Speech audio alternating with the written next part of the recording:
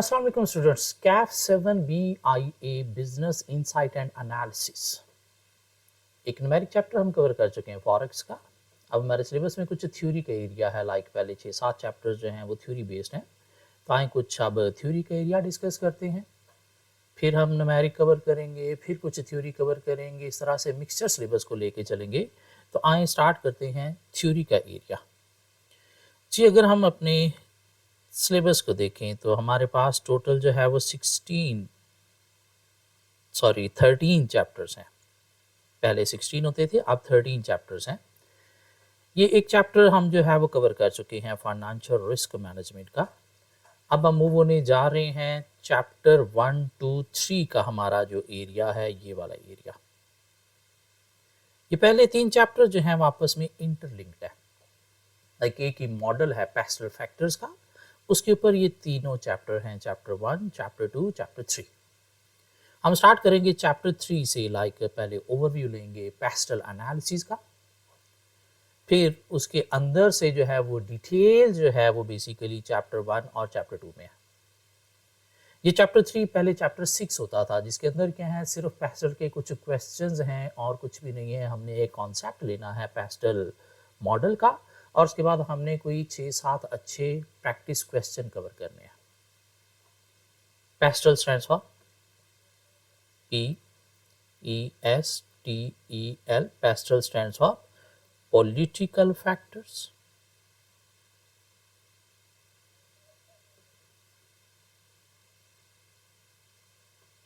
economic factors, not economical, social factors, technological factors,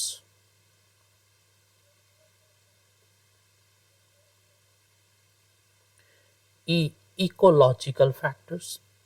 Ecological mean relating to the environment, physical environment, and legal factors. Mean ये 6 legal pastel factors हैं, political, economic, social, technological, ecological and legal factors. इनका पहले हम एक brief overview लेंगे थोड़ा सा detail में, और उसके बाद हम चैप्टर 3 के अंदर इसके जो क्वेश्चंस हैं वो कवर करेंगे। उसके बाद चैप्टर 1 जो है वो पूरा का पूरा ये पहले 3 फैक्टर्स के ऊपर है, पॉलिटिकल, इकोनॉमिक और सोशल के ऊपर। पास्ट में लाइक जब कैफ 6 MFA होता था तो पॉलिटिकल का एक सेपरेट चैप्टर था चैप्टर 1, इकोनॉमिक का एक सेपरेट चैप्टर था chapter 2, social and legal factor का एक सेपरेट चैप्टर था चैप्टर 3। तब उसने क्या किया, चैप्टर 1, 2 और हाफ ऑफ चैप्टर 3 इनको कंबाइन करके क्या बना दिया, चैप्टर 1 बना दिया। टेक्नोलॉजिकल फैक्टर का एक सेपरेट चैप्टर था। लीगल चैप्टर 3 में सोशल के साथ था, तो उसने क्या किया, टेक्नोलॉजिकल लीगल को कंबाइन कर दिया। और ये इकोलॉजिकल फैक्टर पहले कैफ 6 MFA में नहीं था, लेकिन अब हमारे सिलेबस में इंक्लूड हो गया है। इकोलॉजिकल फैक्टर हमारे सिलेबस में इंक्लूड हो गया है, तो हम इसका थोड़ा सा ब्रीफ ओवरव्यू लेके पेस्टल के पहले क्वेश्चंस कवर करेंगे, फिर बाद में हम इनकी डिटेल में जाएंगे। और technological, ecological and legal factors के ऊपर हमारे पास चैप्टर 2 है। सो इकोलॉजिकल फैक्टर हमारे सिलेबस का पार्ट अब है, पहले नहीं होता था। ठीक हो गया। मीन चैप्टर 6 में हमने क्या करना है, पेस्टल के कुछ long case study based question cover करने हैं। फिर चैप्टर 1 में हमने क्या करना है, पॉलिटिकल, इकोनॉमिक, सोशल, ये 3 फैक्टर्स की डिटेल थ्योरी पढ़नी है। चैप्टर 2 में हमने टेक्नोलॉजिकल, इकोलॉजिकल, लीगल, ये 3 फैक्टर्स की डिटेल थ्योरी पढ़नी है। मीन ये 3 पहले चैप्टर 1, 2, 3 इंटरलिंक्ड है। हाँ, MFA में क्या होता था, इसके ऊपर 6 चैप्टर थे, अब उसने चैप्टर्स को कंबाइन करके 3 कर दिया। सिलेबस उतना कुछ नहीं है। Are with me. चैप्टर 3 की अगर हम बात करें, चैप्टर 3 हमारा जो है वो पेस्टल के ऊपर केस स्टडी बेस्ड क्वेश्चंस के ऊपर है। इसके अगर हम पास्ट पेपर एनालिसिस को देखें तो एग्जामिनर ने इतना फ्रीक्वेंटली पेस्टल का क्वेश्चन टेस्ट नहीं किया, लेकिन कोई एक आध अटेम्प्ट छोड़ के टेस्ट कर रहे हैं। लाइक लास्ट टाइम उसने टेस्ट किया था स्प्रिंग 25 में scenario based question for 7 marks, cover करेंगे हम ये। उससे पीछे उसने ऑटम 24 में टेस्ट नहीं किया, उससे पीछे उसने स्प्रिंग 24 में टेस्ट किया फॉर 8 मार्क्स। उसके पीछे उसने ऑटम 23 में फिर टेस्ट नहीं किया, फिर उसने टेस्ट किया स्प्रिंग 23 में 10 मार्क्स। मीन देखें तो स्प्रिंग अटेम्प्ट के साथ इसकी एग्जामिनर ने कोई रिलेशन बनाया है और अभी पास्ट ऑटम 25 में टेस्ट नहीं किया। दिस मीन स्प्रिंग 26 में सिनेरियो बेस्ड क्वेश्चन इसके ऊपर टेस्ट हो सकता है। क्या ख्याल है? बाकी चैप्टर 1 को देखें तो सिर्फ एक दफ़ा जो है वो उसने कोई लॉन्ग क्वेश्चन 8 नंबर के लिए टेस्ट किया था। अदरवाइज चैप्टर 1 के ऊपर आप देखो तो हमेशा MCQs ही टेस्ट होते रहे 1, 1.5, 2 नंबर के लिए। चैप्टर 2 को देखें तो हाँ, यहाँ से एग्जामिनर जो है वो हमेशा एक थ्योरी का क्वेश्चन टेस्ट करते रहे हैं, स्पेशली टेक्नोलॉजिकल फैक्टर्स रिलेटेड। लेकिन अभी हम chapter 3 pastel case studies cover करने जा रहे हैं, तो आए देखते हैं कैसे इस चैप्टर को कवर किया जा सकता है। फाइनेंशियल एनालिसिस हमने पढ़ा। फाइनेंशियल रिस्क को मैनेज करना है, क्यों? बिजनेस को मैनेज करने के लिए। तो अगर ये फाइनेंशियल रिस्क को हमने मैनेज नहीं किया, फाइनेंशियल रिस्क को अगर हमने मैनेज नहीं किया तो हमारा बिजनेस मैनेज नहीं होगा। बिजनेस मैनेज नहीं होगा तो बिजनेस का ऑब्जेक्टिव मीट नहीं होगा। तो जो भी हम काम कर रहे हैं इस पेपर के अंदर, किस लिए कर रहे हैं? बिजनेस को मैनेज करने के लिए। बिजनेस को मैनेज करने के लिए आपको क्या करना है? फाइनेंशियल एनालिसिस करना है। मीन कुछ फाइनेंशियल रिस्क हैं, उनको क्या करना है? एनालाइज करके मैनेज करना है। एनालाइज करके मैनेज करना है मीन देखना है फाइनेंशियल रिस्क को अगर हम फॉरवर्ड के थ्रू जाएं तो कितनी कॉस्ट आएगी, मनी मार्केट हेज के थ्रू जाएं तो कितनी कॉस्ट आएगी, फ्यूचर के थ्रू जाएं तो कितनी कॉस्ट आएगी, ऑप्शन के थ्रू जाएं तो कितनी कॉस्ट आएगी। ये क्या है? एनालिसिस। अब मैनेज करना है, जिसकी लोएस्ट कॉस्ट है हमें उस हेजिंग ऑप्शन के थ्रू जाना चाहिए। ये क्या हो गया? रिस्क मैनेज हो गया, बेस्ट वे में मैनेज हो गया। क्योंकि अगर हमने चारों को कंपेयर नहीं किया, चारों के ऊपर एनालिसिस परफॉर्म नहीं किए, उनकी कॉस्ट निकाल के कंपेयर नहीं की, ऐसे ही मुँह उठा के कोई एक हेजिंग इंस्ट्रूमेंट हमने जो है चूज़ करके बस रिस्क को मैनेज कर लिया, तो क्या एनालिसिस प्रॉपर परफॉर्म हुआ था? नहीं। तो एनालाइज करके आपने बेस्ट वे क्या है मैनेज करने का वो देखना है। उस तरह से बिजनेस को मैनेज करने के लिए हमें क्या करना है? कुछ मैनेजरियल एनालिसिस भी परफॉर्म करने हैं। मैनेजरियल एनालिसिस क्या है? बिजनेस के अंदर, ऑर्गेनाइजेशन के अंदर देखा जाए तो मैनेजमेंट के कोई 3 लेवल्स होते हैं, हमने कहीं पे बचपन में पढ़े होंगे। एक स्ट्रेटेजिक लेवल होता है जिसको टॉप मैनेजमेंट का नाम दिया जाता है, एक टेक्निकल लेवल होता है जिसको मिडल मैनेजमेंट का नाम दिया जाता है, और एक ऑपरेशनल लेवल होता है जिसे लोअर मैनेजमेंट का नाम दिया जाता है। मैनेजमेंट के ऑर्गेनाइजेशन के अंदर 3 लेवल होते हैं, strategic level, technical level, operation level, mean top, middle और लोअर मैनेजमेंट। टॉप मैनेजमेंट में कौन इन्वॉल्व होते हैं? Board of directors, CEO, chairman. Middle management में कौन इन्वॉल्व होते हैं? मैनेजर्स। और लोअर मैनेजमेंट में कौन इन्वॉल्व होते हैं? सुपरवाइजर्स। स्ट्रेटेजिक लेवल पे क्या होता है? कंपनी की लॉन्ग टर्म स्ट्रैटेजीज प्रिपेयर की जाती हैं। Long term strategies mean 3 to 5 year or more planning होती है कि आने वाले 3 सालों में, आने वाले 5 सालों में, आने वाले 10 सालों में हमें क्या करना है। टेक्निकल लेवल पे मैनेजर्स होते हैं जहाँ पे शॉर्ट टर्म प्लानिंग की जाती है। Short term planning mean yearly budget prepare किया जाता है, मीन अप टू 1 ईयर की planning, mean yearly budget prepare किया जाएगा कि आने वाले साल में हमने क्या अचीव करना है, कितनी हमारी सेल होगी, कौन से एक्सपेंसेस कितने कितने होंगे, कैपिटल एक्सपेंडिचर हमें क्या क्या करने हैं आने वाले साल में। तो वो जो short term planning up to 1 year planning है, लाइक ईयरली बजट प्रिपेयर करना, वो कहाँ पे काम है? टेक्निकल लेवल पे।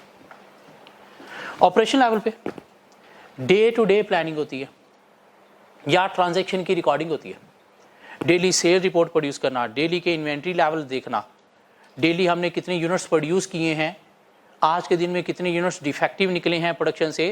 तो ये जो डे टू डे प्लानिंग है या ट्रांजैक्शन की रिकॉर्डिंग है वो कहाँ पे होगी? ऑपरेशन लेवल पे। अब ये जो पेपर हम पढ़ने जा रहे हैं MFA, managerial and financial analysis, ये मेनली हम पढ़ने जा रहे हैं किस लेवल के पॉइंट ऑफ व्यू से? स्ट्रेटेजिक लेवल के पॉइंट ऑफ व्यू से। क्यों? आप बनने जा रहे हो अकाउंटेंट, नहीं चार्टर्ड अकाउंटेंट। और चार्टर्ड अकाउंटेंट का एक लेवल है और वो लेवल क्या होता है? Strategic level. हाँ, ये पेपर अगर निकाल दो, CA के सिलेबस से निकाल दो, तो फिर आप क्या हो? अकाउंटेंट। फिर आपका लेवल क्या होगा? ये मीन इस पेपर के थ्रू आपके अंदर बेसिकली मैनेजमेंट की कुछ स्किल्स जो हैं वो आपको सिखाई जा रही हैं, कैलकुलेशन नहीं, कोई डिसीजन मेकिंग की स्किल सिखाई जा रही हैं। फाइनेंस को कैसे मैनेज करना है, बिजनेस को कैसे मैनेज करना है, किन किन फैक्टर्स को बिजनेस को मैनेज करने में कंसीडर करना है, एक्सटर्नल फैक्टर्स इंडस्ट्री मार्केट के बाहर क्या फैक्टर्स होते हैं जो आपको कंसीडर करने हैं, internal within the organisation क्या फैक्टर्स होते हैं जो आपको कंसीडर करने हैं while making decision, while making strategies. और स्ट्रैटेजीज प्लानिंग कहाँ पे होती है, स्ट्रेटजिक लेवल पे। तो दिस मीन ये जो आ गया मैनेजरियल एनालिसिस सारा पढ़ने जा रहे हैं, किस लेवल पे पढ़ने जा रहे हैं, स्ट्रेटजिक लेवल पे। क्यों, यहाँ पे लॉन्ग टर्म स्ट्रैटेजीज प्रिपेयर की जाती हैं, बिजनेस के इंपॉर्टेंट डिसीजंस लिए जाते हैं। तो वो स्ट्रैटेजीज प्रिपेयर करने में, डिसीजन मेकिंग में कुछ फैक्टर्स को कंसीडर करना है। हम वो फैक्टर्स क्या क्या हैं वो हम पढ़ने जा रहे हैं। तो थोड़ा सा दिमाग क्लियर होता है कि पेपर किस लेवल का है और इसके अंदर क्या चीज़ें हम कंसीडर करने जा रहे हैं। बिजनेस को मैनेज करना है कैसे, बिजनेस की कोई स्ट्रैटेजीज प्रिपेयर करके। तो स्ट्रैटेजीज प्रिपेयर करते वक्त किन बातों का ख्याल करना है, वो बातें हम मैनेजरियल एनालिसिस के अंदर, फाइनेंशियल एनालिसिस के अंदर पढ़ने जा रहे हैं। फाइनेंशियल रिस्क मैनेज करने हैं, कैसे मैनेज करने हैं, ये मेथड्स हैं, तो उनमें से कौन सा चूज करना है, वो कैलकुलेशन नीचे से लोग आपको करके दे देंगे। लेकिन डिसीजन लेना कि कौन सा मेथड चूज करना चाहिए, हेजिंग करनी तो किस मेथड के थ्रू करनी चाहिए, वो डिसीजन यहाँ पे होगा। सो बिजनेस को मैनेज करने के पॉइंट से हम ये पेपर पढ़ने जा रहे हैं। क्या ख्याल है? सो बिजनेस को हमने मैनेज करना है, इन हम पढ़ने जा रहे हैं बिजनेस मैनेजमेंट।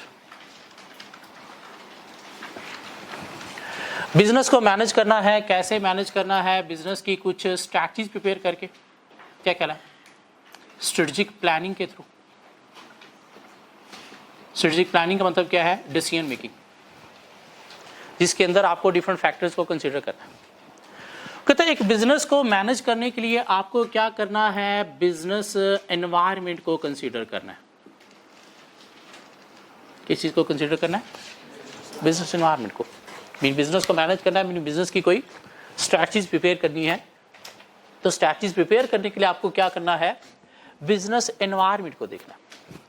बिजनेस एनवायरनमेंट का मतलब क्या है, इंडस्ट्री या मार्केट को देखना है जिसके अंदर आप बिजनेस ऑपरेट कर रहे हो। क्यों देखना है, उस इंडस्ट्री एनवायरनमेंट के अंदर कुछ फैक्टर्स हैं, उस इंडस्ट्री एनवायरनमेंट के अंदर कुछ फैक्टर्स हैं जिनको हमने एनालाइज करना है कि हमारे लिए पॉजिटिव हैं या फिर नेगेटिव। सो बिजनेस मैनेजमेंट का मतलब क्या है, बिजनेस की कोई स्ट्रैटेजीज प्रिपेयर करना। स्ट्रैटेजीज प्रिपेयर करने के लिए हमें क्या देखना है, बिजनेस एनवायरनमेंट में इंडस्ट्री मार्केट को हाँ कैसे देखना है, उसके लिए हमें परफॉर्म करना है एनवायरमेंटल एनालिसिस। क्या परफॉर्म करना है, एनवायरमेंटल एनालिसिस में एनवायरनमेंट के अंदर फैक्टर्स को देखना। उन फैक्टर्स को देखेंगे तो वहां से हमें कुछ पॉजिटिव फैक्टर भी मिलेंगे और कुछ नेगेटिव फैक्टर्स भी मिलेंगे। जो पॉजिटिव फैक्टर्स होते हैं एनवायरनमेंट में इंडस्ट्री मार्केट के अंदर, उन्हें हम नाम देते हैं कि वो क्या हैं, हमारे बिजनेस की अपॉर्चुनिटीज, जिनको कैप्चर करने से हमारा बिजनेस का ऑब्जेक्टिव बेस्ट वे में मीट होगा। मार्केट के अंदर कोई नई टेक्नोलॉजी आ गई है, अभी तक किसी ने अडॉप्ट नहीं की, तो अगर हम पहले अडॉप्ट कर लें तो कस्टमर सारा हमारे पास आ जाएगा, जिससे क्या होगा, हमारा ऑब्जेक्टिव बेस्ट वे में मीट होगा। हम जिस इंडस्ट्री मार्केट में ऑपरेट कर रहे हैं, जिस कंट्री में ऑपरेट कर रहे हैं, वहाँ की इकॉनमी ग्रोथ की तरफ जा रही है। तो इकॉनमी ग्रोथ की तरफ जा रही है, मीन लोगों की परचेजिंग पावर बढ़ रही है, तो हम भी बिजनेस को ग्रो करके अपना बिजनेस ऑब्जेक्टिव मीट कर सकते हैं। हम जिस कंट्री में ऑपरेट कर रहे हैं या जिस इंडस्ट्री में ऑपरेट कर रहे हैं, वहाँ पे गवर्नमेंट ने ग्रांट सब्सिडीज देना शुरू कर दी हैं, तो हमारे लिए क्या है, अपॉर्चुनिटी के ग्रांट सब्सिडी मिलने से हमारी कॉस्ट कटिंग होगी और कॉस्ट कटिंग के थ्रू हमारा ऑब्जेक्टिव और बेस्ट वे में मैनेज हो सकता है। तो हमें क्या करना है, बिजनेस को मैनेज करने के लिए in simple word environmental analysis perform करना है, मीन इंडस्ट्री मार्केट को एनालाइज करना है, उसके अंदर फैक्टर्स को एनालाइज करना है कि क्या पॉजिटिव फैक्टर्स हैं, मीन अपॉर्चुनिटीज हैं, और कुछ नेगेटिव फैक्टर्स भी होंगे वहाँ पे जो क्या है हमारे बिजनेस के लिए थ्रेट्स। इन्हें कैप्चर करना है और इन्हें अवॉइड करना है। क्यों, अगर अपॉर्चुनिटीज को कैप्चर नहीं किया, थ्रेट्स को अवॉइड नहीं किया, तो हमारा बिजनेस मैनेज नहीं होगा। थ्रेट्स क्या हो सकते हैं, गवर्नमेंट ने हमारे बिजनेस के लिए लॉ रेगुलेशन स्ट्रिक्ट कर दिए, गवर्नमेंट ने हमारे बिजनेस के लिए टैक्स इंक्रीज कर दिया, हमारी टेक्नोलॉजी ऑब्सोलीट हो गई है और कोई नई इनोवेशन उसके अंदर नहीं हो रही। हम जिस कंट्री में ऑपरेट कर रहे हैं वहाँ पे इन्फ्लेशन रेट बहुत ज़्यादा हाई हो गया, जिससे हमारी कॉस्ट ऑफ प्रोडक्शन बढ़ जाएगी। तो ये सारे क्या है, थ्रेट्स हैं जो हमारा ऑब्जेक्टिव मीट करने में हर्डल, प्रॉब्लम क्रिएट करेंगे। तो एक बिजनेस को मैनेज करने के लिए आपको क्या करना है, अपॉर्चुनिटीज़ को कैप्चर करना है, थ्रेट्स को अवॉइड करना है। लेकिन वो अपॉर्चुनिटी थ्रेट्स हैं क्या देखनी है, वो देखने के लिए आपको क्या करना है, एनवायरमेंटल एनालिसिस परफॉर्म करना है। मीन आउटसाइड द बिजनेस कुछ फैक्टर्स हैं जो आपको एनालाइज करने हैं कि हमारे लिए पॉजिटिव हैं या फिर नेगेटिव हैं। क्यों, अगर उन्हें एनालाइज नहीं किया, देखा नहीं, तो हमारा बिजनेस मैनेज नहीं होगा, हमारी स्ट्रेटजिक प्लानिंग जो है वो अच्छी ठीक तरह से नहीं होगी। दिस मीन बिजनेस मैनेज करने के हम काबिल नहीं रहे। सो बिजनेस को मैनेज करना है, मीन उसकी स्ट्रैटेजीज प्रिपेयर करनी है। स्ट्रैटेजीज प्रिपेयर करते वक्त हमें क्या करना है, एनवायरमेंट, इंडस्ट्री, मार्केट को देखना है। कैसे देखना है, थ्रू एनवायरमेंटल एनालिसिस। मीन देखना है उसके अंदर क्या पॉजिटिव फैक्टर्स हैं हमें कैप्चर करने हैं और क्या नेगेटिव फैक्टर्स हैं जो हमें अवॉइड करने हैं। क्यों, अगर देखे ही नहीं तो ना तो कैप्चर होंगे ना अवॉइड होंगे, और अगर ये कैप्चर ना हुए तो ये अवॉइड ना हुए तो हमारा ऑब्जेक्टिव बेस्ट पे में मीट नहीं होने जा रहा। तो हम बिजनेस को, एनवायरनमेंट को एनालाइज करने जा रहे हैं। क्यों, to identify opportunities and threats. क्या कहला, क्यों पे देखने हैं, देखने के बाद देखेंगे इन्हें कैप्चर कैसे करना है, उन्हें अवॉइड कैसे करना है। लेकिन देखने के लिए हमें क्या करना है, एनवायरमेंटल एनालिसिस परफॉर्म करना है। कैसे परफॉर्म करना है एनवायरमेंटल एनालिसिस, वो कहता है जिसे परफॉर्म करने के लिए आपने 6 पेस्टल फैक्टर्स को एनालाइज करना है। बिजनेस को मैनेज करने के लिए एनवायरमेंटल एनालिसिस परफॉर्म करना है, मीन बिजनेस एनवायरमेंट को एनालाइज करना है, फैक्टर्स पॉजिटिव नेगेटिव देखने हैं। हाँ, एनवायरमेंटल एनालिसिस कैसे परफॉर्म करना है, ये 6 पेस्टल फैक्टर्स के थ्रू इन्हें देखना है कि ये पॉजिटिव हैं या फिर नेगेटिव है। मीन यहाँ से हमें अपॉर्चुनिटीज और थ्रेट्स का पता चलेगा। Pastel stands for, P stands for political factor,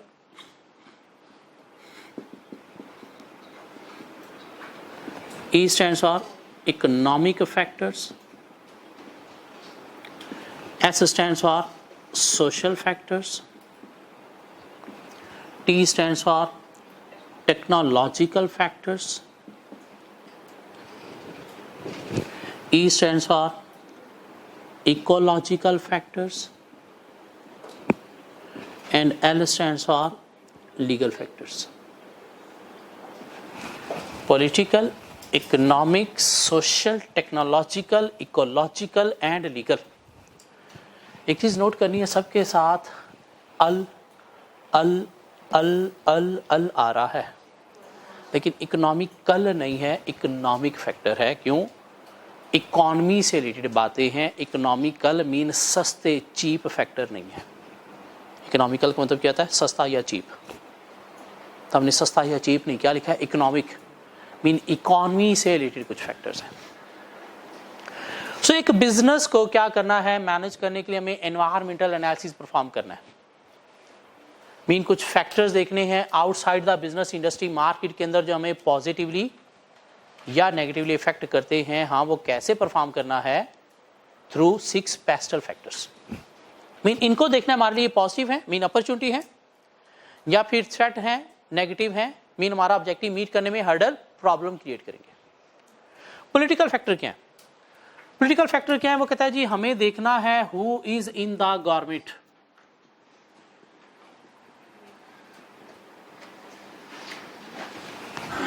कि हम जिस कंट्री में बिजनेस ऑपरेट कर रहे हैं वहां की गवर्नमेंट कौन सी पार्टी है। क्यों, इससे हमारा बिजनेस पॉजिटिवली या नेगेटिवली इफेक्ट होता है। क्यों, डिफरेंट पॉलिटिकल पार्टीज की डिफरेंट ओपिनियंस होती हैं, डिफरेंट प्रायोरिटीज होती हैं, और उन प्रायोरिटीज, उन ओपिनियंस की बेस पर हमारा बिजनेस पॉजिटिवली या नेगेटिवली इफेक्ट होता है। पाकिस्तान में देखा है तो 3 तरह की पार्टीज हैं। एक पाकिस्तान पीपल्स पार्टी है, एक PMLN है और एक PTI है। तीनों की डिफरेंट प्रायोरिटीज है। ये जो पाकिस्तान पीपल्स पार्टी है, इसमें जितने भी लोग हैं, जितने भी पॉलिटिशियन हैं, ये हैं एग्रीकल्चरलिस्ट। इनके अंदर इंडस्ट्रियलिस्ट नहीं है। इसलिए जब भी ये गवर्नमेंट आएगी, एग्रीकल्चर सेक्टर के लिए बड़ी ही पॉजिटिव होगी, इंडस्ट्री के लिए ये पॉजिटिव नहीं होती। और इसका हमारे पास एविडेंस है। 2008 में पीपीपी की गवर्नमेंट आई थी, इन्होंने क्या किया, एग्रीकल्चरलिस्ट को तो बहुत ज़्यादा ग्रांट सब्सिडीज दी, मीन बहुत अच्छा वो सेक्टर चला, लेकिन इंडस्ट्रीज़ को इग्नोर करके। तब लोड शेडिंग के बहुत ज़्यादा मसले थे, उनकी बिजली बंद कर दी। बिजली बंद की तो वो मूव हो गए कहाँ पे, गैस पे, प्रोडक्शन पे। गैस की लोड शेडिंग बहुत ज़्यादा स्टार्ट हुई, 6 माह के लिए सर्दियों के गैस उनकी बंद कर दी। और तब क्या हुआ, पाकिस्तान की जितनी भी टेक्सटाइल इंडस्ट्री थी सब ने यहाँ से अपने प्लांट उठा के ले गए बांग्लादेश। और ये रीज़न है कि आज बांग्लादेश यहाँ पे, हम यहाँ पे। 2008 से पहले बांग्लादेश यहाँ पे था, हम यहाँ पे थे। मीन एग्रीकल्चर की फेवर में थे, इंडस्ट्रियलिस्ट की फेवर में नहीं थे। उसके बाद आई एक नून लीग की गवर्नमेंट, ये सारे हैं इंडस्ट्रियलिस्ट, एग्रीकल्चरिस्ट लोग इनके अंदर कम है। और ये गवर्नमेंट जब भी आएगी इंडस्ट्री की फेवर में पॉलिसीज होंगी, लेकिन एग्रीकल्चर की फेवर में नहीं होंगी। तो इन्होंने क्या किया, एग्रीकल्चर सेक्टर का ख्याल नहीं किया। एग्रीकल्चर सेक्टर ने अपनी चीज़ें प्रोड्यूस की, स्पेशली आलू, और मार्केट के अंदर उतना रेट भी इनको नहीं मिला कि अपनी कॉस्ट ऑफ प्रोडक्शन ही पूरी कर सकें। लोगों ने क्या किया, जितनी भी अपनी प्रोड्यूस थी दरियाओं में, नहरों में फेंक दी। और तब क्या हुआ, एग्रीकल्चर सेक्टर तबाह हो गया। और हमारी इकॉनमी के 2 मेन सेक्टर थे, एक एग्रीकल्चर और एक टेक्सटाइल। एक उसने तबाह कर दिया, और उसके बाद से इकॉनमी हमारी तबाह। उसके बाद एक नई गवर्नमेंट आ गई, पीटीआई। 3 साढ़े 3 साल उन्होंने हुकूमत की, लेकिन पता नहीं चल सका ये क्या है, एग्रीकल्चरिस्ट हैं या फिर इंडस्ट्रियलिस्ट हैं। तो कौन है गवर्नमेंट में, इससे हमारा बिजनेस अफेक्ट होता है। क्यों, हर पार्टी की डिफरेंट प्रायोरिटीज़ हैं, और वो प्रायोरिटीज़ या तो हमारे बिजनेस के लिए क्या होंगी, पॉजिटिव होंगी या नेगेटिव होंगी। अगर हम इंडस्ट्रियलिस्ट हैं तो पीपीपी की गवर्नमेंट हमारे लिए क्या है, थ्रेट है, ये हमें तबाह कर देंगे। हाँ, अगर नून लीग की गवर्नमेंट है तो हमारे लिए क्या है, अपॉर्चुनिटी। क्यों, ये खुद इंडस्ट्रियलिस्ट हैं, तो वो पॉलिसीज़ बनाएंगे जो इंडस्ट्री की फेवर में हो। मीन ग्रांट सब्सिडीज हमें मिलेंगी, लॉ रेगुलेशन हमारे लिए क्या होंगे, लीनियंट होंगे, तो इससे हमारा ऑब्जेक्टिव मीट करने में हेल्प मिलेगी। नहीं, पीपीपी की गवर्नमेंट आ गई तो क्या है, थ्रेट है। ये इंडस्ट्री के ऊपर टैक्स इंपोज करेंगे, ग्रांट सब्सिडीज नहीं देंगे, लॉ रेगुलेशन स्ट्रिक्ट करेंगे, एग्रीकल्चर को सपोर्ट करेंगे। तो ये हमारे बिजनेस ऑब्जेक्टिव मीट करने में हमारे लिए क्या करेगा, हर्डल, प्रॉब्लम क्रिएट करेगा। Political factor, who is in the government, या पॉलिटिकल फैक्टर क्या है, how stable is the government.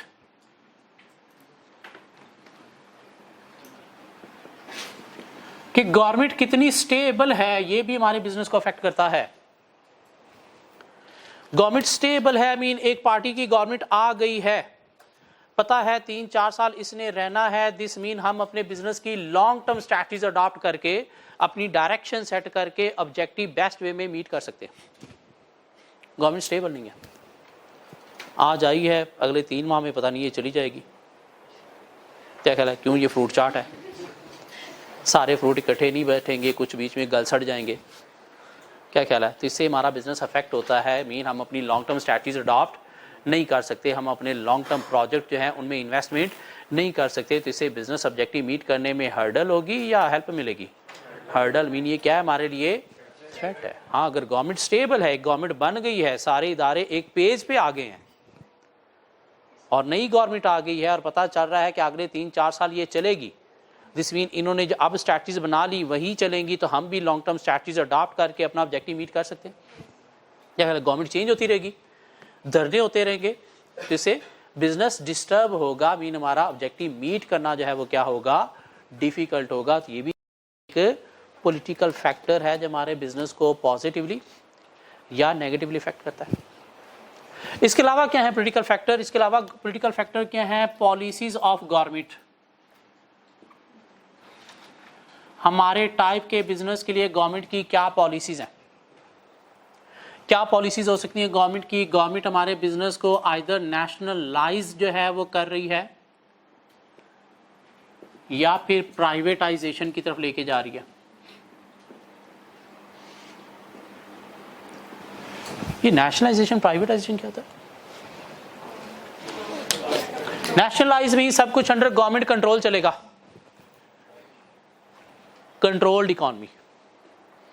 Government decide करेगी आपने क्या प्रोड्यूस करना है, कितना प्रोड्यूस करना है, कब प्रोड्यूस करना है। गवर्नमेंट डिसाइड करेगी आपकी प्रोडक्ट की प्राइसेस क्या होनी चाहिए। Privatisation, free economy, licence fair, no intervention of government. हम डिसाइड करेंगे क्या, कितना, कब प्रोड्यूस करना है, हम डिसाइड करेंगे हमारी प्रोडक्ट की प्राइसेस क्या होनी चाहिए। बिजनेस के लिए अच्छा क्या है? Nationalisation, privatisation?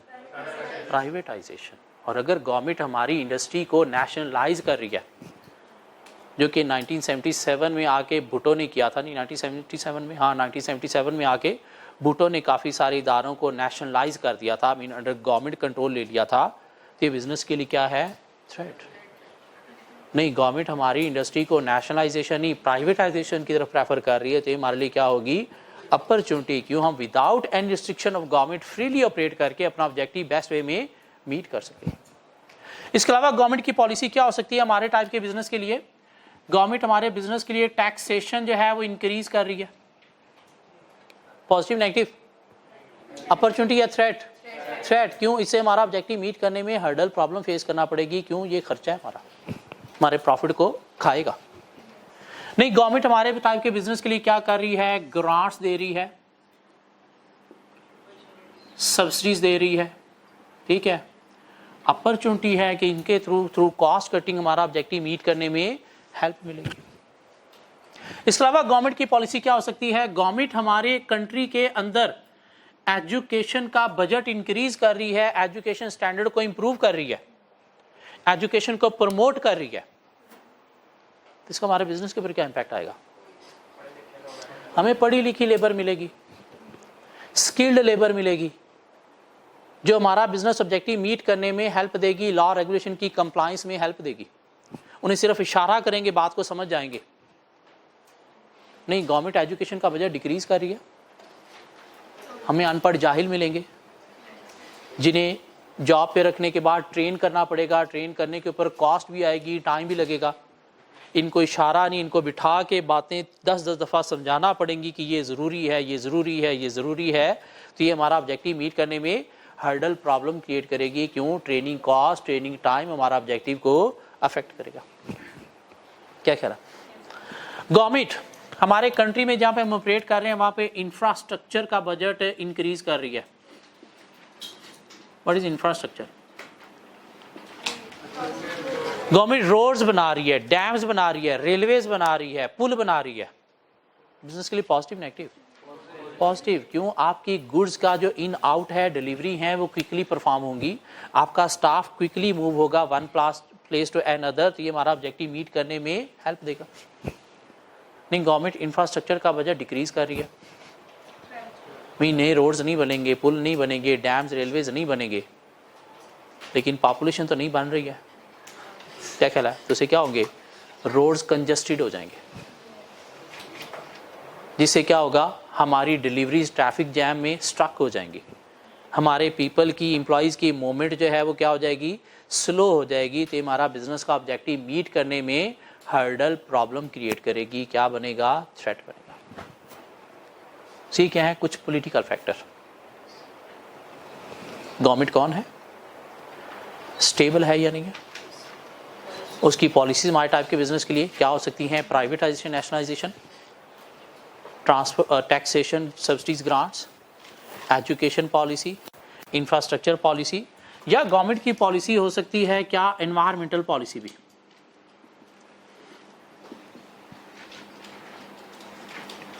एनवायरमेंटल पॉलिसी क्या? एनवायरमेंट के अंदर कुछ रिसोर्सेज हैं जिनको गवर्नमेंट जो है अवेलेबिलिटी या तो फ्री करती है या फिर रिस्ट्रिक्ट करती है। भाई बिजनेस देखो, बिजली का बहुत ज़्यादा शॉर्टफॉल हो गया है, गर्मी आ गई है, एसी चलना शुरू हो गए हैं, हमारी उतनी प्रोडक्शन नहीं है जितनी डिमांड है। तो इसलिए भाई इसको पूरा करने के लिए बिजनेस रात को 8 बजे के बाद आपको बिजली नहीं मिला करेगी।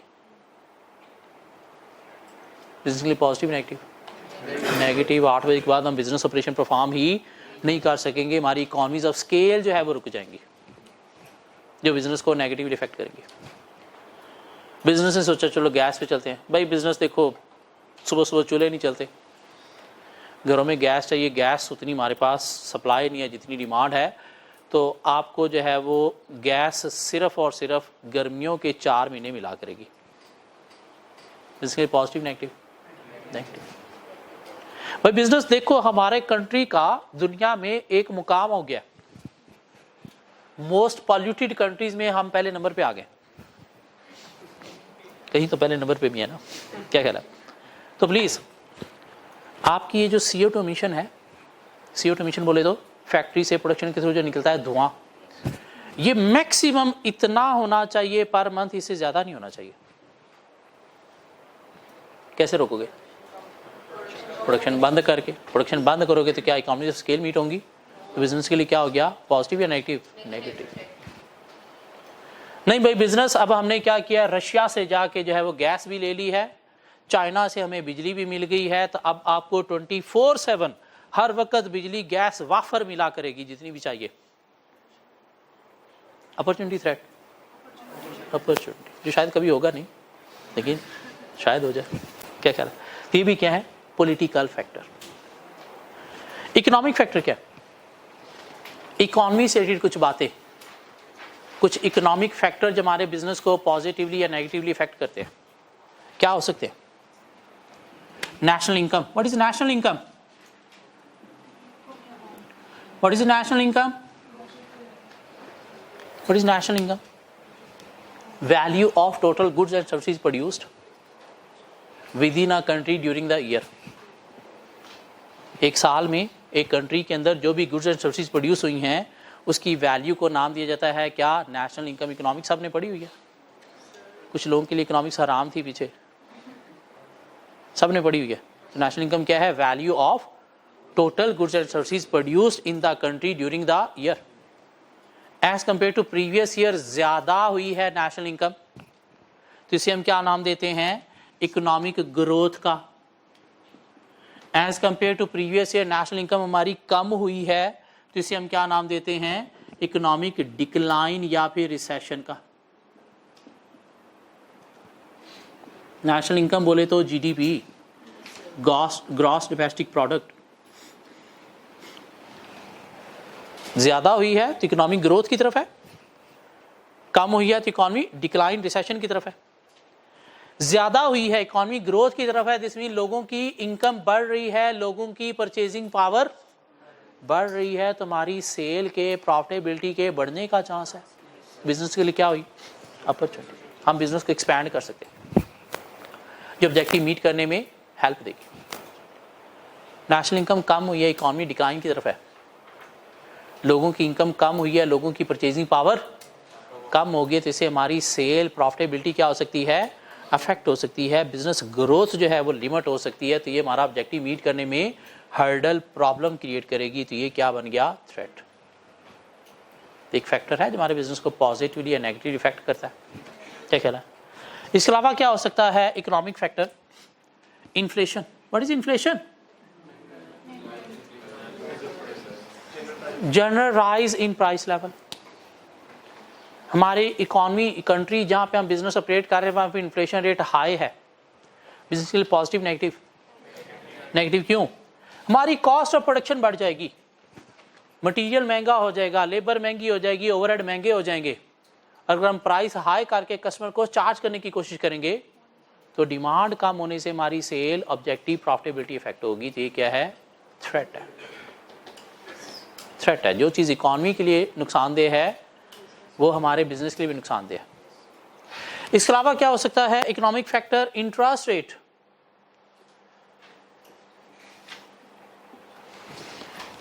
कौन चेंज करता है? State bank, central bank. Central bank interest rate को हाई या लो करता है। क्यों हाई करता है? इन्फ्लेशन को कंट्रोल करने के लिए सेंट्रल बैंक देखता है जब इकोनॉमी के अंदर इन्फ्लेशन हो गया। इन्फ्लेशन कब होता है? जब मनी की सप्लाई इकोनॉमी में ज्यादा हो जाती है, लोगों के हाथों में पैसा ज्यादा आ जाता है तो टिकता नहीं है। जैसे आपके हाथ में पैसा आ जाए तो आपका दिल करता है खर्चो खर्चो खर्चो, तो लोग भी यही करते हैं। मनी की सप्लाई ज्यादा, लोगों के पास पैसा ज्यादा, लोग खर्चेंगे ज्यादा, डिमांड ज्यादा, सप्लाई कम, तो इससे क्या होता है? डिमांड पुल इन्फ्लेशन आता है। तो इस इन्फ्लेशन को कंट्रोल करने के लिए, मनी की सप्लाई को कम करने के लिए सेंट्रल बैंक क्या करता है? इंटरेस्ट रेट को ज्यादा करता है। इंटरेस्ट रेट ज्यादा होगा तो लोग क्या करेंगे? सेविंग की तरफ जाएंगे, पैसा बैंकों में रखेंगे। क्यों? वहां से रिटर्न ज्यादा मिल रहा है। जिससे क्या होगा? मनी की सप्लाई मार्केट से कहां पे आ गई? बैंक के पास। उससे इन्फ्लेशन क्या होगा? कर्टेल होगा, कम होगा। अब ये इंटरेस्ट रेट का ज्यादा होना हमारे बिजनेस के लिए पॉजिटिव है, नेगेटिव है? क्यों? एक तो लोन पे अगर हमारे कोई प्रोजेक्ट चल रहे थे तो कॉस्ट ऑफ बोरिंग महंगे होने से हमारा प्रॉफिटेबिलिटी इफेक्ट होगी। क्या ख्याल है? जब इंटरेस्ट रेट ज्यादा होता है तो लोग बैंकों में पैसा इन्वेस्ट करते हैं, इक्विटी में इन्वेस्ट नहीं करते। तो इक्विटी के थ्रू बिजनेस एक्सपैंड करने के चांसेस भी कम। बिजनेस के लिए क्या हो गया? थ्रेट। इंटरेस्ट रेट ज्यादा हुआ तो इससे क्या हुआ? लोगों की सेविंग ज्यादा, कंजम्पशन कम, मीन हमारी सेल कम। तो इससे भी हमारे बिजनेस की प्रॉफिटेबिलिटी क्या होगी? अफेक्ट होगी। क्या ख्याल है? कॉस्ट ऑफ बोरिंग भी बढ़ जाएगी, इक्विटी के चांसेस भी कम हो जाएंगे, और सेविंग ज्यादा, कंजम्पशन कम होने से हमारी सेल भी अफेक्ट होने से हमारे बिजनेस के लिए क्या है? थ्रेट है। लेकिन जैसे ही इन्फ्लेशन कंट्रोल होगा तो गवर्नमेंट ने फौरी इसको लो करना है। क्यों? इसको हाई रखा तो इकॉनमी तबाह हो जाएगी। क्यों? बिजनेस तबाह हो गए सारे। तो जैसे ही गवर्नमेंट लो करेगी तो बिजनेस के लिए क्या हो गया? अपॉर्चुनिटी। क्यों? कॉस्ट ऑफ बोरिंग सस्ती होगी, हम लोन के थ्रू प्रोजेक्ट स्टार्ट करके बिजनेस को एक्सपैंड कर सकते हैं। इंटरेस्ट रेट लो है तो लोग बैंकों में पैसा नहीं रखेंगे। क्यों? हराम नहीं खाना। इक्विटी में इन्वेस्ट करो, शेयर में इन्वेस्ट करो, तो उससे इक्विटी के थ्रू बिजनेस एक्सपैंड करने के चांसेस ज्यादा। इंटरेस्ट रेट कम है तो लोग बैंकों में पैसा नहीं रखेंगे, घर पे तिजोरी में रखेंगे। क्यों? हराम नहीं खाना। और जब घर पे तिजोरी में पड़ा है, पॉकेट में पड़ा है, तो वो टिकेगा नहीं। वो क्या होगा? स्पेंड, कंज्यूम होगा। तो उससे हमारी सेल, प्रॉफिटेबिलिटी भी बढ़ने के चांसेस हैं। तो ये क्या बना? इंटरेस्ट रेट का कम होना हमारे बिजनेस के लिए अपॉर्चुनिटी हर लिहाज से। कॉस्ट ऑफ बोरिंग भी कम, इक्विटी के चांसेस भी ज्यादा, कंजम्पशन सेल भी ज्यादा। इंटरेस्ट रेट ज्यादा होना हमारे बिजनेस के लिए क्या है? थ्रेट है हर लिहाज से। क्यों? कॉस्ट ऑफ बोरिंग भी महंगी, लोन भी महंगा, इक्विटी के चांसेस भी कम, और कंजम्पशन कम होने से हमारी सेल भी अफेक्ट होगी। इस तरह से एक और इकोनॉमिक फैक्टर है हमारे पास, और वो क्या है? अनएम्प्लॉयमेंट। जिस कंट्री में हम ऑपरेट कर रहे हैं वहां पे एम्प्लॉयमेंट रेट हाई है। अनएम्प्लॉयमेंट इकॉनमी के लिए अच्छी चीज़ है, बुरी चीज़ है? बुरी चीज़। और जो चीज़ इकॉनमी के लिए बुरी चीज़, उस इकॉनमी में अगर हम ऑपरेट कर रहे हैं तो हमारे बिजनेस के लिए भी बुरी चीज़। अनएम्प्लॉयमेंट हाई का मतलब क्या है? लोगों की इनकम कम है, परचेजिंग पावर कम है। परचेजिंग पावर कम है तो उससे हमारे बिजनेस की सेल अफेक्ट होगी। थ्रेट। अनएम्प्लॉयमेंट कम हो गई, इन लोगों को जॉब्स मिल रही हैं, लोगों की परचेजिंग पावर बढ़ रही है। परचेजिंग पावर बढ़ रही है तो हमारे बिजनेस की सेल बढ़ने के चांसेस हैं, ऑब्जेक्टिव मीट करने में हेल्प देगी। ये क्या है? अपॉर्चुनिटी। इस तरह से कुछ सोशल फैक्टर भी हैं जो हमारे बिजनेस को पॉजिटिवली या नेगेटिवली इफेक्ट करते हैं। सोशल फैक्टर का मतलब क्या है? कि हम जिस कंट्री में बिजनेस ऑपरेट कर रहे हैं वहां की सोसाइटी हमारे बिजनेस के टाइप की है या नहीं है। हम जिस कंट्री में बिजनेस ऑपरेट कर रहे हैं वहां की सोसाइटी हमारे बिजनेस के टाइप की है या नहीं है। हम एक इस्लामिक कंट्री के अंदर अल्कोहल का बिजनेस करने जा रहे हैं। Social factor positive, negative? Negative. क्यों? सोसाइटी हमारे टाइप की नहीं है तो हमारी सेल यहाँ पे जनरेट नहीं होगी, ऑब्जेक्टिव मीट करने में हर्डल फेस करना पड़ेगी। क्या ख्याल है? हम एक ऐसे कंट्री में चिल्ड्रन गारमेंट्स का बिजनेस कर रहे हैं जहां पे गवर्नमेंट ने बर्थ रेट पे रिस्ट्रिक्शन लगा दिए कि बच्चे 2 ही अच्छे। बिजनेस के लिए पॉजिटिव, नेगेटिव? नेगेटिव। क्यों? हमारे टाइप की जो जनता है, हमारा टाइप का जो कस्टमर है चिल्ड्रन गारमेंट्स, वो अब नंबर में क्या हो जाएंगे? कस्टमर कम हो जाएंगे। तो ये हमारा ऑब्जेक्टिव मीट करने में हर्डल प्रॉब्लम क्रिएट करेगा। मीन इससे हमारा बिजनेस फले फूलेगा नहीं। मीन सोशल फैक्टर का मतलब क्या है? हमने देखना है डेमोग्राफी। डेमोग्राफी बोलते हैं टाइप ऑफ सोसाइटी को।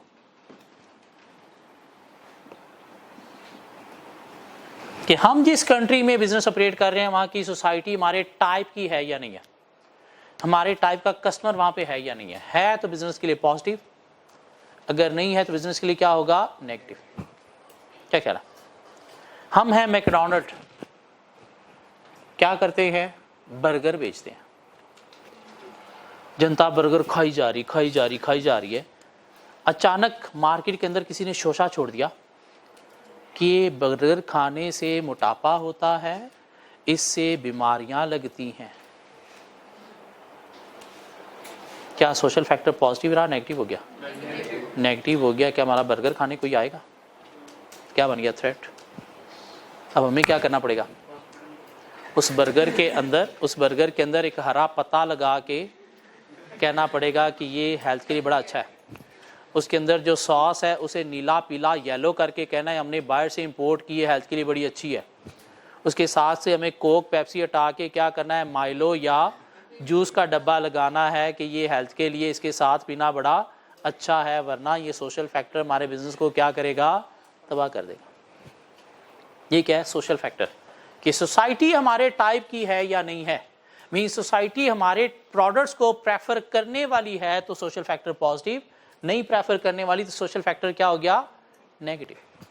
क्या ख्याल है? नोकिया एक कंपनी थी, आज से ठीक 10 साल पहले देखा जाए, आज से ठीक 10 साल पहले 97% मार्केट शेयर था उसका। चलिए 97 बहुत ज्यादा हो गया, 95% मार्केट शेयर था उसका। मीन 95% लोगों के पास मोबाइल होता था नोकिया का, लोग यूज किए जा रहे थे। अचानक क्या हुआ, मार्केट में आया टच फोन, लोगों ने टच किया, चस्का बड़ा मिला, क्या बात है, वो पिक्चर बड़ी भी हो जाती है, छोटी भी हो जाती है, वही बटन स्क्रीन के ऊपर ही टच हो रहे हैं। लोग मूव हो गए कहां पे, टच फोन की तरफ। नोकिया ने कहा कि 95% मार्केट शेयर हमारे पास है, हमें पता है मोबाइल क्या होता है। इन्होंने on time touch phone introduce नहीं करवाए। आज कितने लोगों के हाथ में नोकिया फोन है इस क्लास में? एक भी नहीं निकला। बड़ी मुश्किल से 1 या 2% आप मार्केट शेयर है इनका, बल्कि अब वो कंपनी खत्म हो गई, माइक्रोसॉफ्ट ने एक्वायर कर ली। इनके पास 95% पूरी दुनिया में मार्केट शेयर था। क्यों? सोशल फैक्टर चेंज हो गया, सोसाइटी की प्रेफरेंसेस चेंज होगी। सोसाइटी को अब वो बटनों वाला फ़ोन अच्छा नहीं लगा, अब उन्हें टच का चस्का पड़ गया। और अगर आप उस सोसाइटी के अकॉर्डिंगली मूव नहीं हुए तो आपका बिजनेस क्या हो जाएगा, तबाह हो जाएगा। मीन वो थ्रेट बना लेकिन उन्होंने उस थ्रेट के अगेंस्ट कोई एक्शन नहीं लिया, इसलिए क्या हो गए, फेल हो गए। सो सोशल फैक्टर है क्या, कि हम जिस कंट्री में बिजनेस ऑपरेट कर रहे हैं वहाँ की demography mean type of society हमारे बिजनेस के टाइप की है तो पॉजिटिव अपॉर्चुनिटी, नहीं है तो क्या है, नेगेटिव। टेक्नोलॉजिकल फैक्टर क्या है, कि हम जिस कंट्री में बिजनेस ऑपरेट कर रहे हैं वहाँ पे हमारे बिजनेस के टाइप की टेक्नोलॉजी अवेलेबल है या नहीं, अवेलेबिलिटी ऑफ टेक्नोलॉजी। क्यों? अगर हमारे टाइप के बिजनेस की टेक्नोलॉजी अवेलेबल है तो हम उसे अडॉप्ट करके कॉस्ट एफिशिएंसीज अचीव कर सकते हैं। कॉस्ट एफिशिएंसीज अचीव करके हम लो प्राइस प्रोडक्ट मार्केट में ऑफर करके अपनी पोजीशन को मेंटेन रख सकते हैं, कस्टमर को अट्रैक्ट कर सकते हैं। तो ये क्या बनेगी हमारे लिए, अपॉर्चुनिटी। हम जिस कंट्री में बिजनेस ऑपरेट कर रहे हैं वहाँ पे हमारे टाइप के बिजनेस की टेक्नोलॉजी अवेलेबल नहीं है। तो आजकल आपका कंपटीशन सिर्फ लोकल बिजनेस के साथ नहीं है, पूरी दुनिया के बिजनेस के साथ है। पूरी दुनिया के बिजनेस की प्रोडक्ट्स आजकल यहाँ पे इजीली अवेलेबल है इंटरनेट के थ्रू, ऑनलाइन बिजनेस के थ्रू। बल्कि दुनिया के जितने भी ब्रांड हैं सब ने अपने आउटलेट्स भी यहाँ पे खोले हुए हैं और बाहर प्रोडक्शन हो रही है टेक्नोलॉजी के थ्रू। टेक्नोलॉजी के थ्रू प्रोडक्शन आप करते हो तो इससे कॉस्ट एफिशिएंसीज अचीव होती हैं, लो कॉस्ट आती है आपकी। तो क्या आप प्राइस की बेस पर उन्हें compete कर सकोगे? नहीं। तो आपके कंट्री में टेक्नोलॉजी का अवेलेबल होना आपको कॉस्ट एफिशिएंसीज के थ्रू ऑब्जेक्टिव मीट करने में हेल्प देगा। मीन ये क्या है, अपॉर्चुनिटी। आपके कंट्री में आपके बिजनेस की टाइप की टेक्नोलॉजी अवेलेबल ना होना ये क्या है, थ्रेट है। क्यों? आप कॉस्ट एफिशिएंसी अचीव नहीं कर सकते तो दुनिया के बिजनेस की प्रोडक्ट्स को compete प्राइस पर नहीं कर सकते, तो इससे आपका ऑब्जेक्टिव प्रॉफिट अफेक्ट होगा। ना सिर्फ टेक्नोलॉजी की अवेलेबिलिटी, हमने देखना है कि क्या उस टेक्नोलॉजी के अंदर कोई इनोवेशन भी हो रही है। टेक्नोलॉजी अवेलेबल है लेकिन उसमें कोई इनोवेशन नहीं हो रही, तो दुनिया में तो इनोवेशंस हो रही हैं, क्या ख्याल है? और जितनी इनोवेशन होगी उतना ही कॉस्ट एफिशिएंसी अचीव करने में ज़्यादा हेल्प मिलेगी, क्वालिटी अचीव करने में ज़्यादा हेल्प मिलेगी। तो ये भी देखना है अगर इनोवेशन हो रही है तो अपॉर्चुनिटी, क्यों more cost efficiency more quality achievement की तरफ हम जाके ऑब्जेक्टिव मीट कर सकते हैं। और अगर टेक्नोलॉजी है लेकिन ऑब्सोलीट होगी, उसमें इनोवेशन नहीं हो रही, तो क्या हम एफिशिएंसी अचीव कर सकेंगे, क्वालिटी इंप्रूव कर सकेंगे? नहीं। तो इससे क्या होगा, कंपटीशन को डील नहीं करेंगे, तुम्हारा ऑब्जेक्टिव अफेक्ट होगा। Political, economic, social, technological, ecological factor क्या है? इकोलॉजिकल यहां पे मतलब क्या है, एनवायरमेंट मीन माहौल वाला एनवायरमेंट, कि क्या हो रहा है, अवेयरनेस जो है वो लोगों के अंदर आजकल इंक्रीज हो रही है, किस चीज की, एनवायरमेंट प्रोटेक्शन की। ये पाकिस्तानी कौम को भी अब पता चल गया है कि धुआं पॉल्यूशन कोई चीज होती है। कब? जब दुनिया में इन्होंने टॉप किया। अदरवाइज ये सारी जिंदगी घुट्टे मिट्टी में धुएं में फिर रहे थे, इनको नहीं पता था पॉल्यूशन भी कोई चीज होती है। अब आके जब स्मॉग हुई है या दुनिया ने इनको रैंक दिया तो उसके बाद इनको पता चला हो पॉल्यूशन भी होती है कोई चीज़, धुआं भी पॉल्यूशन है। और अब क्या हुआ है, मीडिया ने ऐसी कंपनीज जिनकी प्रोडक्शन से बहुत ज़्यादा पोल्यूशन होती है, बहुत ज़्यादा धुआं निकल रहा है, उनको मीडिया पे हाईलाइट करना शुरू कर दिया कि ये वो बिजनेस हैं जो पॉल्यूशन ज़्यादा फैला रहे हैं। और ये पोल्यूशन क्या कर रही है, लोगों की हेल्थ को अफेक्ट कर रही है, बीमारियों का, कैंसर का कॉज बन रही है। तो क्या अब कस्टमर ऐसे बिजनेस की प्रोडक्ट्स को प्रेफर करेंगे जो इनकी हेल्थ के साथ खेल रहे हैं? क्या ख्याल है? तो ये अवेयरनेस अबाउट एनवायरनमेंट जो है वो डे बाय डे इंक्रीज हो रही है। तो हमें क्या करना है, अब business operation environmental friendly perform करनी है। मीन ऐसी मशीनरी प्लांट हमने यूज़ करना है जिसे धुआं कम से कम हो, वरना सोसाइटी की सपोर्ट बंद होने से हमारा ऑब्जेक्टिव क्या होगा, अफेक्ट होगा। क्या ख्याल है? तो इन्वायरमेंटल लॉजिकल फैक्टर में हमने क्या देखना है कि क्या हम जो अवेयरनेस दुनिया में फैल रही है उसके अकॉर्डिंगली हम चल रहे हैं या नहीं चल रहे? क्या हम एनर्जी को रिन्यू कर रहे हैं? क्या हम रिसोर्सेज को रिन्यू कर रहे हैं? क्या हम एनवायरमेंटल पॉल्यूशन को कंट्रोल कर रहे हैं? तो फिर तो हमारे लिए क्या है, अपॉर्चुनिटी। लेकिन अगर हम एनर्जी को रिन्यू नहीं कर रहे, रिसोर्सेज सिर्फ यूज कर रहे हैं, रिन्यू नहीं कर रहे, पॉल्यूशन को कंट्रोल नहीं कर रहे, तो ये हमारे लिए क्या है, करंटली नहीं तो फ्यूचर के लिए क्या बन जाएगा, थ्रेट बन जाएगा, जो हमारा ऑब्जेक्टिव मीट करने में हर्डल, प्रॉब्लम क्रिएट करेगा। लेकिन मजे की बात है कि हमारे सिलेबस में है ही नहीं, इकोलॉजिकल फैक्टर हमारे सिलेबस में नहीं है। लीगल फैक्टर क्या है, कुछ लॉज रेगुलेशंस जो हमारे बिजनेस को पॉजिटिवली नेगेटिवली इफेक्ट करते हैं। क्या लॉ रेगुलेशंस हो सकते हैं? कंपनी लॉ हो सकता है जो हमारे बिजनेस को अफेक्ट करता है। एम्प्लॉयमेंट लॉ हो सकता है जो हमारे बिजनेस को अफेक्ट करता है। हेल्थ एंड सेफ्टी लॉ हो सकते हैं जो हमारे बिजनेस को अफेक्ट करते हैं। कंज्यूमर प्रोटेक्शन लॉ होते हैं जो हमारे बिजनेस को अफेक्ट करते हैं।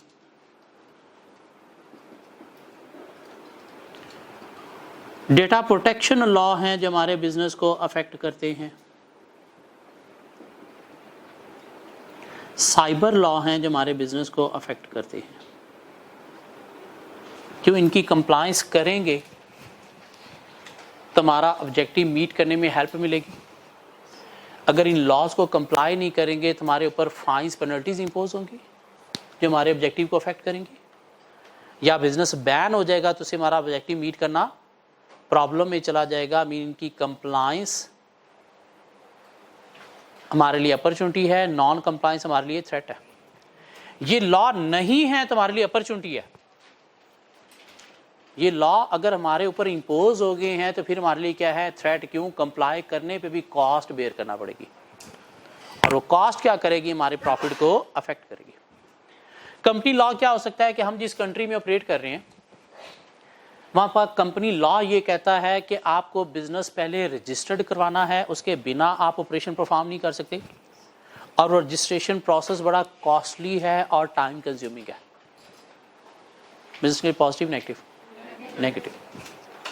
कंपनी लॉ ये कहता है कि आप अगर इस कंट्री में कोई भी प्रोडक्ट नहीं लॉन्च करना चाहते हो तो लॉन्च करने से पहले उस प्रोडक्ट की आपने किसी गवर्नमेंट बॉडी से टेस्टिंग करवानी है, अप्रूवल करवानी है, उसके बिना आप लॉन्च नहीं कर सकते, और वो टेस्टिंग अप्रूवल प्रोसेस बड़ा कॉस्टली और टाइम कंज्यूमिंग है। बिजनेस के लिए पॉजिटिव नेगेटिव? नेगेटिव।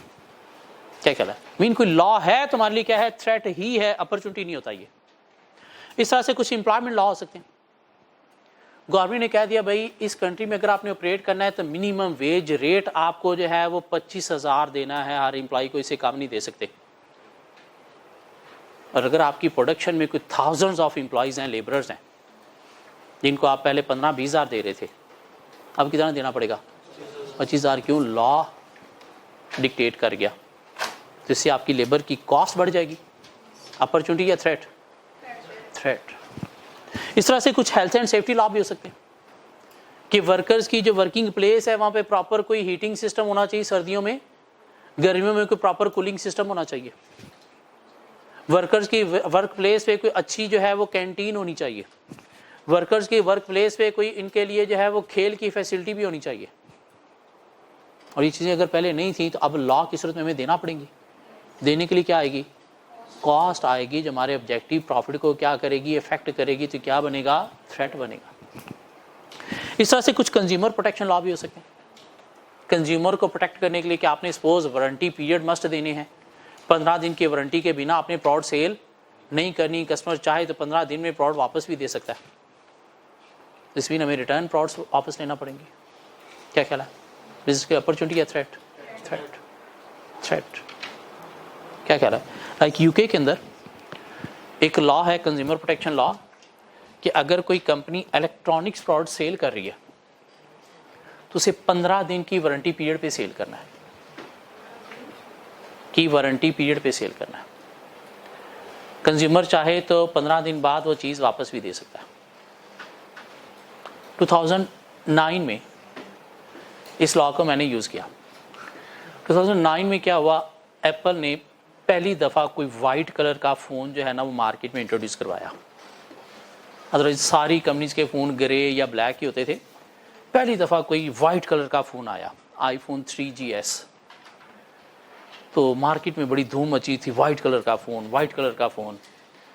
मैंने घर बैठे ऑर्डर किया, फ़ोन आ गया, 1 वीक यूज़ किया। लेकिन जब मैं बाहर जाता था ना तो देखा कि ज़्यादातर फीमेल जो है वो वाइट फ़ोन यूज़ कर रही हैं, मेल ज़्यादातर ब्लैक फ़ोन यूज़ कर रहे हैं। जैसे ये पीछे रेड फ़ोन आया था लेडीज़, कुछ दोस्तों ने भी टॉन्ट किया कि तूने लेडीज़ फ़ोन ले लिया है, ये तो लेडीज़ के लिए है, तुझे ब्लैक लेना चाहिए था। तो मुझे भी फील हुआ कि बाकी थोड़ी सी गलती हो गई है। 1 हफ़्ता यूज़ किया मैंने, 15 दिन की वारंटी पीरियड थी। उन्हें दोबारा कॉल की कि मुझे थोड़ा फीमेल सा टच दे रहा है, तो प्लीज़ मैं सेटिस्फाई नहीं उस कलर से, मुझे ब्लैक फ़ोन चाहिए। उन्होंने कहा no problem sir. Very next day एक ब्लैक सील पैक फ़ोन मेरे पास वापस आया, और वो वाइट फ़ोन जो डब्बा भी प्रॉपर बंद नहीं हो रहा था, हफ्ता मैंने यूज़ किया हुआ था, वो वापस ले गया विदाउट एनी एक्स्ट्रा चार्ज। ये क्या था? Consumer protection law. बिजनेस के लिए पॉजिटिव नेगेटिव? नेगेटिव। आपको क्या वो वैसे आप सेल प्राइस पे बेच सकते हो वो चीज़? नहीं, वो तो यूज़ होगी। क्या कह रहा है? इस तरह से अमेरिका में एप्पल का जो स्टोर है, एप्पल स्टोर, वहाँ से अगर आप फ़ोन लो ना तो आपको 1 साल की वारंटी देते हैं। 1 साल में अगर उस फ़ोन में कुछ हो जाए तो आप रिप्लेसमेंट ले सकते हो। कुछ 2012 में मैंने वहाँ से एक फ़ोन मंगवाया, iPhone 5 था शायद। यूज़ किया मैंने 6-7 माह। पाकिस्तान में आपको पता है बिजली तो जाती ही नहीं, तो कभी मैं उसे यूपीएस पे चार्ज कर रहा हूँ, कभी जनरेटर पे चार्ज कर रहा हूँ। एक दिन जनरेटर पे लगाया तो फ़ोन बंद हो गया, डेड। मैं ऑन कर रहा हूँ, ऑन नहीं हो रहा। 7 माह यूज़ किया हुआ था, 1 साल की वारंटी थी। वापस वहाँ पे भेजा, उन्होंने फ़ोन पकड़ा, ऑन नहीं हो रहा, पीछे फेंका और एक नया फ़ोन डब्बा पैक थमा दिया। क्यों? साल की वारंटी थी, नहीं क्लेम करे तो कंज्यूमर वहाँ पे खप डाल देगा तो उनकी रेप्यूट अफेक्ट होगी। तो ये क्या है? कंज्यूमर प्रोटेक्शन लॉ जो कुछ कंट्री में एग्जिस्ट करते हैं। तो बिजनेस के लिए पॉजिटिव या नेगेटिव? नेगेटिव। क्यों? आपके लिए खर्चा ही है। तो आप फिर क्या करोगे? ऐसे खर्चों को अपनी प्राइस के अंदर इंक्लूड रखोगे, अपनी प्राइस इतनी रखोगे जिसके अंदर इस तरह के लॉसेस भी क्या हो जाएं? कवर हो जाएंगे। इस तरह से कुछ डाटा प्रोटेक्शन लॉ भी हो सकते हैं जो बिजनेस को फॉलो करने हैं। कौन से बिजनेस? जो दूसरों का डाटा अपने पास होल्ड करते हैं, प्रोसेस करते हैं। जैसे ये कॉलेज आपका डाटा होल्ड करता है, क्या कह रहा? अगर कॉलेज की प्रिंसी से आपका डाटा चोरी होके मिसयूज होता है तो उसके लिए लायबल कौन होगा? ये कॉलेज। आप कॉलेज को डैमेजेस के लिए सू कर सकते हो। क्या कह रहा है? इस तरह डिफरेंट कंपनीज जो ऑनलाइन बिजनेस करती हैं, अब कस्टमर की पेमेंट्स डिटेल का डाटा भी अपने पास सेव कर लेती हैं। तो इन कंपनीज को क्या करना है? इंश्योर करना है कि डाटा जो अपने पास सेव किया है ये सिक्योर रहना चाहिए, इसका मिसयूज, चोरी, थेफ्ट नहीं होनी चाहिए। क्योंकि अगर होती है तो कंपनी को डैमेजेस पे करना पड़ जाएंगे। तो ये क्या है? डाटा प्रोटेक्शन लॉ जो कंपनी को फॉलो करना पड़ेंगे। फिर उसके लिए कुछ सिक्योरिटी अरेंजमेंट करना पड़ेंगे, उसके लिए कुछ मेमोरी स्पेस अच्छे अरेंज करना पड़ेंगे, कोई अच्छे एंटीवायरस इंस्टॉल करना पड़ेंगे जिसके ऊपर क्या आएगी? कॉस्ट आएगी। और जब भी कोई लॉ बनता है, आपके ऊपर इम्पोज होता है, तो उसके ऊपर कॉस्ट आती है। तो ये हमारे लिए क्या बनते हैं? थ्रेट, कभी भी अपॉर्चुनिटी नहीं बनेंगे। इस तरह से कुछ साइबर लॉ भी हो सकते हैं। साइबर लॉ मीन ऑनलाइन आप ट्रांजैक्शन परफॉर्म कर रहे हो तो कस्टमर अपनी क्रेडिट कार्ड की पेमेंट कर रहा है, तो आपकी वेबसाइट सिक्योर होनी चाहिए। क्यों? अगर आपकी वेबसाइट से कस्टमर की पेमेंट डिटेल जो है वो मिसयूज, हैक होती है, तो डैमेजेस किसको पे करना पड़ेंगे? आपको पे करना पड़ेंगे। क्यों? ये साइबर लॉ प्रोटेक्शन प्रोवाइड कर रहा है किसको? कस्टमर को। कि कंपनी को इंश्योर करना है कि उनकी वेबसाइट सिक्योर है या नहीं है। क्योंकि अगर कंपनी ने ये इंश्योर नहीं किया, उसके ऊपर कोई कंट्रोल्स नहीं लगाए, कस्टमर की पेमेंट डिटेल मिसयूज हो गई, तो डैमेजेस किसको पे करना पड़ेंगे? कंपनी को। तो इसलिए कंपनी को ऑनलाइन बिजनेस करने के लिए सारे कंट्रोल्स इंश्योर करना पड़ेंगे। कंट्रोल्स लगाने पे क्या आएगी? कॉस्ट। और वो कॉस्ट क्या है? हमारे लिए थ्रेट है। मीन ये क्या है? लीगल फैक्टर, लॉज हैं जिनकी हमें कंप्लाइंस करनी है। और जब भी कोई लॉ हमारे ऊपर इम्पोज होगा तो हमारे लिए क्या बनेगा? थ्रेट ही बनेगा। क्यों? उसे कंप्लाई करने पर हमें कॉस्ट बेयर करना पड़ेगी। कंप्लाई नहीं करेंगे तो फाइन्स, पेनल्टीज हमारे बिजनेस ऑब्जेक्टिव को क्या करेंगे? अफेक्ट करेंगे। सो कौन से फैक्टर में क्या अपॉर्चुनिटीज हैं, क्या थ्रेट्स हैं, ये हमने देखने की कोशिश की। बिजनेस को मैनेज करने के लिए हमें क्या करना है? एनवायरनमेंट को एनालाइज करना है। कैसे एनालाइज करना है? पेस्टल फैक्टर्स के थ्रू। क्यों एनालाइज करना है? To identify opportunities and threats, to identify positive factor in the environment that help the organization in achieving its objective. Opportunities क्या हैं? Positive factors in the environment that help the organization in achieving its objective. Threats क्या हैं?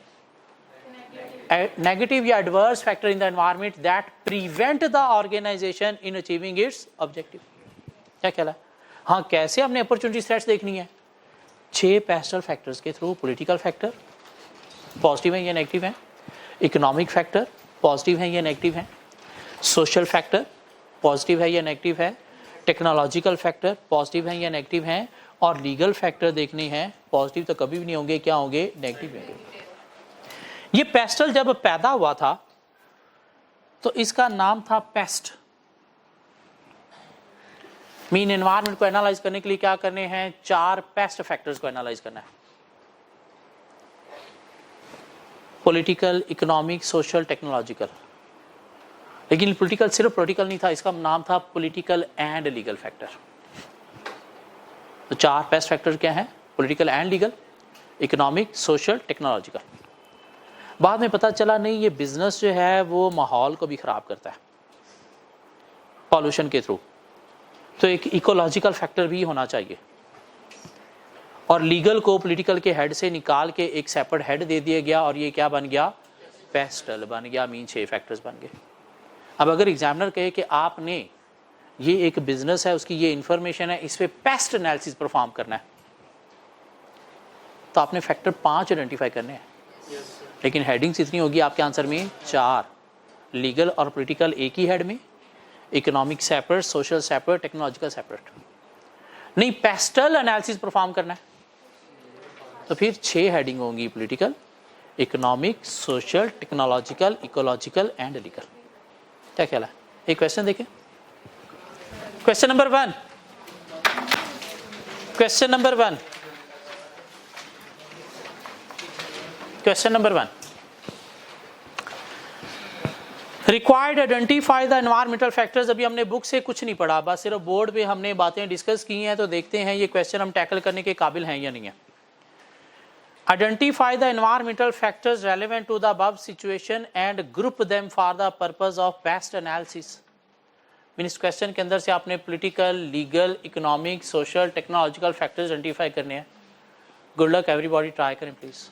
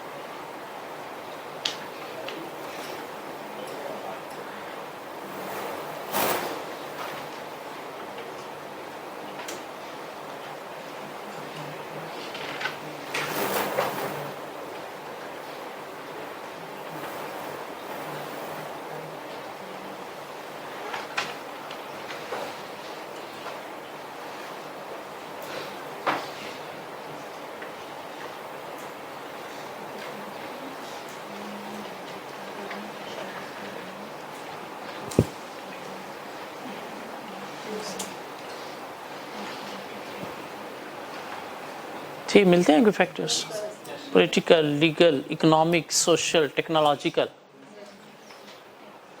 Flowersome, a US-based fast food chain, has gained worldwide recognition due to unique taste, exemplary ambience and economy meals. तो company कोई USA की fast food chain है जो क्या कर रही है, अच्छे काम कर रही है। It is considering to exploit an opportunity to expand its business in major cities of Exanta. और क्या करने जा रहे हैं, एक्सांटा के मेजर सिटीज में अपने बिजनेस को एक्सपैंड करने जा रहे हैं।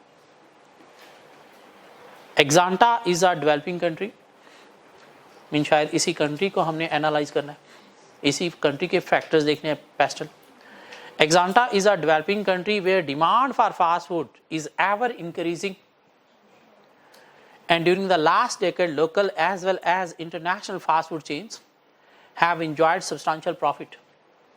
कौन सा फैक्टर है?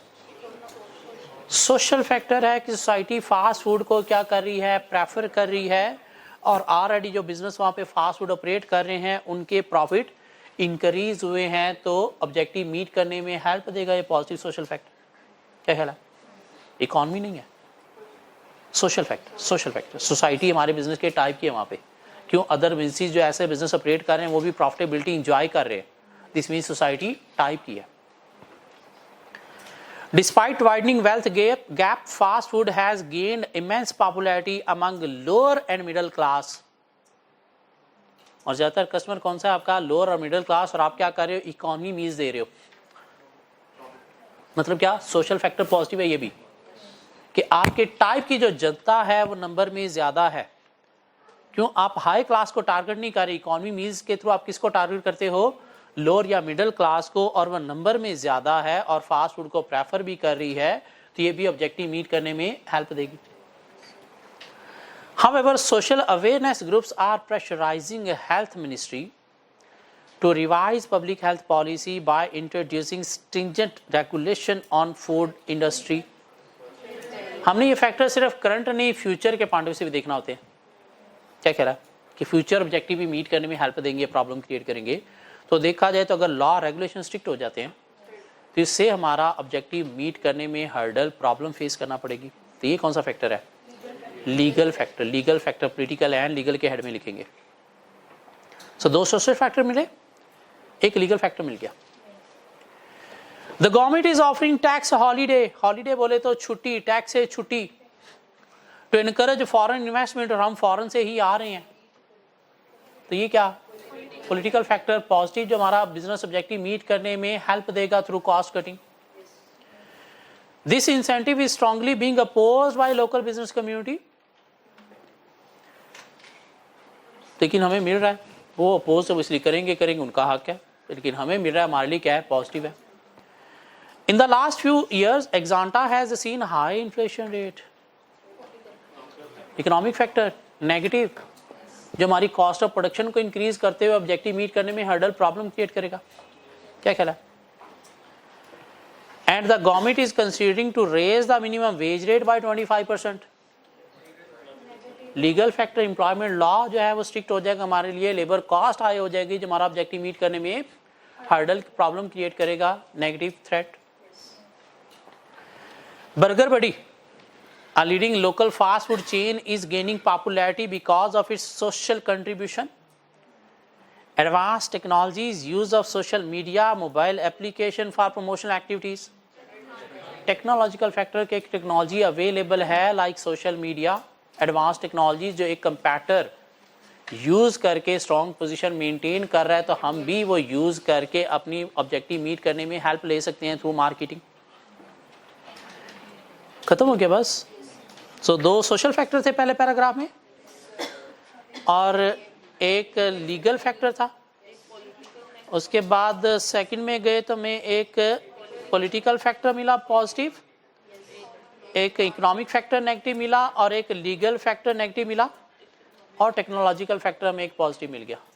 क्या ख्याल है? मिला के कुछ 6 फैक्टर्स आपको आइडेंटिफाई करने थे, तो 6 पॉइंट्स बन जाते हैं। इसका आंसर आपको ग्रुप में मैं शेयर कर दूंगा, तो एक दफ़ा आंसर रीड करके बेशक कल क्लास में आने से पहले प्लीज़ एज ए असाइनमेंट ये क्वेश्चन अटेम्प्ट करके साथ लाना है। हेडिंग आएंगे आपके आंसर में 4, political and legal, economic, social, technological, और जिस हेड के अंदर जो जो पॉइंट्स हैं उनके छोटे छोटे आपने 3-3 लाइनों के पैराग्राफ बनाने हैं। इम्पैक्ट बिजनेस के ऊपर बताना है कि बिजनेस ऑब्जेक्टिव मीट करने में हेल्प देगा या फिर प्रॉब्लम क्रिएट करेगा। जी मिस, टेक्नोलॉजिकल पॉजिटिव कैसे है कि टेक्नोलॉजी एक अवेलेबल है जो एक कंपैटर यूज करके अपनी मार्केट बना रहा है, कंपैटर बना रहा है, हम उस कंट्री में जा रहे हैं, दिस मीन हम भी इसको यूज करके अपना कस्टमर अट्रैक्ट करके बिजनेस पोजीशन को स्ट्रॉन्ग बना सकते हैं। अपॉर्चुनिटी हमारे लिए हमने क्या देखा? टेक्नोलॉजी अवेलेबल है या नहीं, कोई यूज कर रहा है या नहीं, ये नहीं, अवेलेबल है या नहीं। टेक्नोलॉजी अवेलेबल है, सोशल मीडिया टेक्नोलॉजी अवेलेबल है, लेकिन हम नहीं कर रहे, तो हम जाके कर सकते हैं, जाके कर सकते हैं। क्या ख्याल है? सोसाइटी हमारे टाइप की है, तो टेक्नोलॉजी के थ्रू सोसाइटी को अवेयरनेस ही देनी है।